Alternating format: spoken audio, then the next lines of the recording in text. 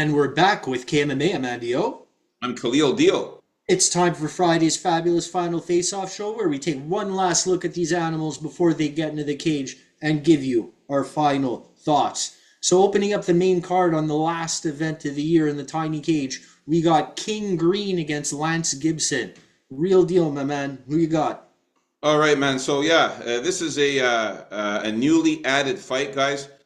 We didn't talk about this one in the early predictions. Just a brand new fight that was just added, and of course we got Bobby Green here. Now Bobby Green, this is a fighter who's very versatile, very gritty.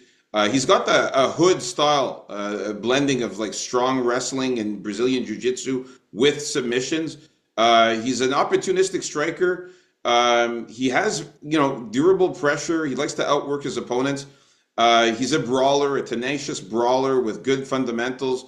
The only thing that sucks about this guy is he keeps his arms down all the time when he fights, which is a very stupid, in my eyes, a stupid style, but it works sometimes for him. It's part of the charm. Yeah, but he can get clipped badly by leaving his arms down like that. When he does get his opponents to the ground, his wrestling is pretty decent. He gets on top and he's very good at ground and pound. He's a skilled grappler and he's got some guillotine chokes, some good submissions, and he's got a never say die attitude. He fights with heart and resilience. This guy Lance Gibson, okay, he's also known as Fearless. He fights with a southpaw stance. He's a very good kickboxer. He's associated with Gibson Kickboxing and Pancration. He's known for his aggressive fighting style. He's got significant strikes. He's got some takedowns. He does know how to wrestle as well and grapple. He's in very good shape, as you can see here. He's pretty built and pretty muscular. He's actually a little bit thicker than Bobby Green. Bobby Green is very, good shape as well. He's lean. He's ripped as well and muscular. But you can see that Gibson's the bigger guy here. I don't want nothing to do with this fight in the betting. I'm not touching this in the betting. I don't want nothing to do with it. But I'm going to go out of a limb and just go with King Green here, just because he's fought a million people. He's just got the experience, and he's very unpredictable and unorthodox. Who knows what's going to happen in this fight? But I'll go with King Green, knockout or decision. Yeah, I've seen Lance Gibson several times in Bellator in the past, and he's all right. He's well-rounded. I suggest in this fight he goes to the wrestling to try and throw Green off his game. And the fact that he's a southpaw may provide a few problems for Bobby Green, I'm thinking. I also think Bobby Green is chinny now. I think he's way past it. And I think if he doesn't begin as the hammer in this and have success right away, I think Gibson is going to start pouring it on later in this fight and may come away with the win here. I'm going with Lance Gibson by decision or knockout. All right, man. So so there you have it there. So we're gonna move on to the next fight here. All right, so Kennedy Nzechukwu against Buchecha here. Who you got here in this one, Andio? Here, I don't think Buchecha is a real MMA fighter here, man. Not that, look, Kennedy Nzechukwu has his share of problems, the volume, the consistency, the killer instinct, the ring IQ, but Buchecha also gets tired. He only barely got down Budai once out of 12 attempts or 11 his last fight there. Now, I don't know who's better between Budai and Nzechukwu. To me, that's very close. Maybe Budai, but he got let go. So, there you go. I think Nzechukwu is going to be able to use some range on Buchecha, be able to move around better, be able to fend off those takedowns. The more Buchecha tries and fails, the more tired he's going to get. And I think Nzechukwu is going to win, therefore. So give me Nzechukwu by a knockout or decision. Nice. All right. So we are. Oh yeah, I didn't even talk about this. That's Yeah. it. Forget this one, eh? I'm going with Kennedy Nzechukwu here, man. I mean, Nzechukwu, you can see here, he's the bigger guy. He's much taller than Marcus Buchecha. He's in decent shape, man. He's pretty muscular. pretty built there. Buchecha is also in decent shape as well. But he's got this look on him here, like he's looking at him like, "Hey, how am I gonna fucking beat this guy?" He looks like he's like, trying to figure out something in his mind here, like, what am I gonna do with this guy? But yeah, Nizichukwu is going to be the pick here. I just think that he's got more skills in MMA than Buchecha, who's a one-trick pony. He just, tries to get the fight to the ground and wrestle and get subs and get submissions there. And sloppy-ish on the feet too. Let's not forget. Yeah, his striking is not good, man. We talked about that in the early predictions. His fight against Martin Budai, where I actually picked Buchecha to win, he looked sloppy. He didn't look good at all. Didn't really get many takedowns as well, and Budai just roughed him up. I think Kennedy Nizichukwu could do the same. Give me Kennedy Nizichukwu here to win this one by knockout or decision. I think he's just going to stand and jab and just hit him with some straight jabs, straight punches, and knock his ass out. All right, so we are in agreement with Kennedy Nizichukwu here. Let's move on up to the next fight here. All right, so this is going to be a hell of a fight. This should be. It could be fight of the night. This may be fight of the night, yes. It's going to be wild. Melky Costa versus Charriere here. This is a fight here. Morgan Charriere. He looks in phenomenal shape, man. Super ripped and built and muscular. Melky Costa, he's lean and also pretty decent shape as well, pretty muscular as well. I would say that Charriere is a little bit bigger than Melky, a little bit thicker and a little bit more ripped. The height advantage here for Melky Costa is a little bit. It's not that by that much there, but you can see that he is the taller fighter. 2 inches taller is pretty accurate there. Of course, Charriere's got that crazy hair there. But you know what? I'm going to stick with Morgan Charriere, man. I think that he's going to come out here and fight really hard. I think if he uses his wrestling and some ground and pound and some powerful punches, I think he can get Melky out of there. I'm going to go Charriere to win this one by knockout or submission. I'm going Morgan Charriere by knockout or submission. I really think he could finish Costa in this fight. I see Mel Costa coming into this fight on fire, ripping some leg kicks, ripping a few body shot leg kicks to get things started off, and then starting to go to the ground game more than Charriere will, because I think Costa is the one that's going to imply the ground game before Charriere will here. I think that blend is good. I think he's a dog. I think his scrabbling is going to keep him out of trouble there and potentially put Charriere in trouble. But at the end of the day, I'm going to call decision for Costa. All right, nice, man. Really looking forward to this one. Should be really good. Yeah, this should be a banger, man. This is the only fight that we had disagreed on here. Let's hope it stays the same here coming up with this next fight here. All right, so we got the Caesar. We got the Battle of the Caesars, Caesar Almeida and Cezary Oleksiejczuk here. For this one here... Me, I think, no? Yeah, who you got here, Andy? Yes. Me, I'm going to go with Cezary Oleksiejczuk here just because I like his composure in there. I like the fact that he has killer instinct but knows when to put it on. His striking is good. I think his striking is just as good as Almeida's from what I see. And I think his ground game, it is better, that's for sure. Is it that great? Probably not. It could use some work, but I don't think he's going to be afraid to use it against Almeida. And on top of that, I think he's capable of beating Almeida on the feet.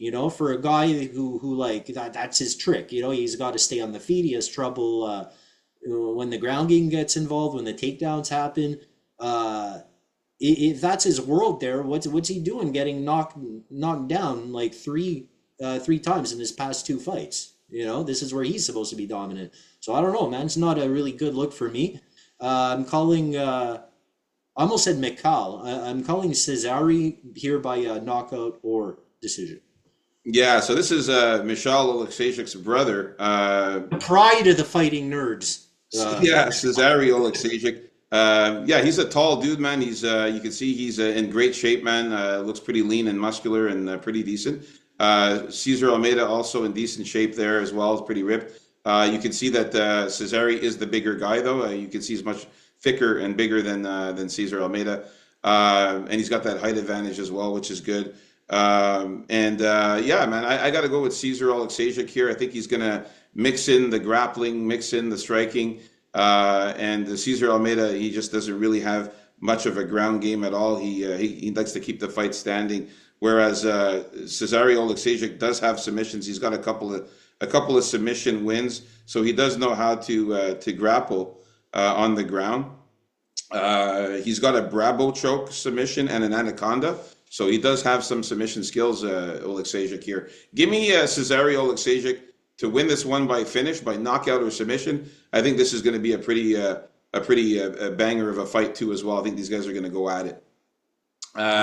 So we're in agreement still with Cesare Oleksiejczuk. Let's move on up to the next fight.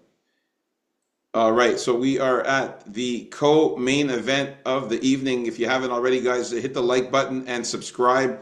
We got Giga Chikadze against Kevin Vallejos here. Man, Kevin Vallejos is a physical specimen. I mean, look at this guy. This guy's muscles have muscles. It's insane. Super built, super ripped, super muscular. His back looks insane. His chest, his abs. He looks like he's like double the size of Giga Chikadze, except for the fact that he's so much shorter than Giga Chikadze. Giga Chikadze, it looks really skinny in this one here. He's also pretty ripped there, but very skinny, not very muscular at all. But he has got that crazy height advantage, as you can see here. The guy is way taller than Vallejos. We're talking 5'7" to 6 foot. So it's a 5-inch height advantage here for Giga Chikadze. But, as far as physicality, man, I think Kevin Vallejos is the stronger and bigger guy. I think he's going to get this guy down and ground and pound him out or sub him. So I'm going to go with Kevin Vallejos to get the win here by submission or decision in this one. Yeah, I'm going to be looking for Kevin Vallejos to just crowd up Giga Chikadze and use that solid boxing in tight, because we all know Giga likes his space. He likes to maneuver in a positions where he can use those kicks and that Giga kick. But I just think Vallejos is not going to give him the room to that, and I think his boxing is going to take over. And I don't think he's going to get the finish. Giga is very hard to finish, but I will call decision for Vallejos. All right, so we are in agreement. Very compact, with that boom, boom, boom in tight boxing, and I think that's going to be hard for Giga to handle. Yeah, man. I mean, Giga just lost 2 fights in a row. David Onama had his way with him, and so did Arnold Allen. Both of these guys were able to take down Giga Chikadze and use the groundwork on this guy. So I like Kevin Vallejos to do the same here. That's why I got sub or decision. So there you have it. We are in agreement with this one here. Let's get to the main event of the evening. What we've all been waiting for here is Brandon Royval versus Manel Kopp here. This one here, who you got, NDO? Here, I like that Brandon Royval wasn't buying any into this Manel Kape showmanship and stare down and jumping around, and Royval's just ready to go. I like that. It's a shame he doesn't use his range well at all. Maybe my pick would be different if he had. He's a big enough dog, Royval in this one. He is. Yeah, he's a significant dog. I'm going to have something on Royval because he's raw and he's a dog, But Kape, if the real Kape shows up, which we don't know 100% if he will, I think his movement is gonna prevent Royval from really executing the takedowns he wants to, and in the meantime, he's gonna just rip him with some very powerful shots at all levels, and ultimately, I think win a decision. I don't think he's putting Royval away. Van couldn't put Royval away. He almost did at the very end. I had a bit on Van, of course, getting the finish in the 3rd round. And if you remember that, Van was on top of Royval, getting ready to pound him out, and the bell rang, just that close, So yeah, in the end, give me Kape by decision. I don't say it with that crazy level of confidence, though. What about you, Rudy? Yeah, I got to say, this is one of Manel Kopp's more relaxed face-offs. He didn't attack his opponent for once, or try to push him or throw. Yeah, that's true. He was doing a lot, but not physical. Yeah, at least he didn't try to attack his opponent right at the face-offs for once. But yeah, he was super hyped, super excited about this fight. Brandon Royval, he did remain calm and composed. You can see here that we can't really get a good shot on Kopp, but he's in great shape, very ripped and muscular and pretty built. Brandon Royval is also very lean, not as muscular as Kopp and not as big as Kopp, but he's lean and ripped as well. He does have that height advantage there, of course, for Brandon Royval.